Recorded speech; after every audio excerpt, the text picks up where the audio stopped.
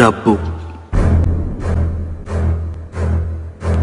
ఓ పిల్లాడికి ఇస్తే చాక్లెట్లు కొనుక్కుంటాడు. అదే ఒక కాలేజ్ కుర్రాడికి ఇస్తే ఫ్రెండ్స్తో కలిసి సినిమాకి వెళ్తాడు. అదే ఓ తల్లికి ఇస్తే రేపటి సరుకుల కోసం దాచిపెడుతుంది. అదే మా నాన్నకిస్తే బ్యాంకులో పడతాడు. అదే ఓ రాజకీయ నాయకుడికి ఇస్తే ఓట్లను కొంటాడు.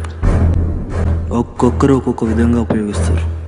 అదే తెలివైన వాడికి ఇస్తే సంపాదించడానికి 100 రకాలుగా ఆలోచిస్తాడు.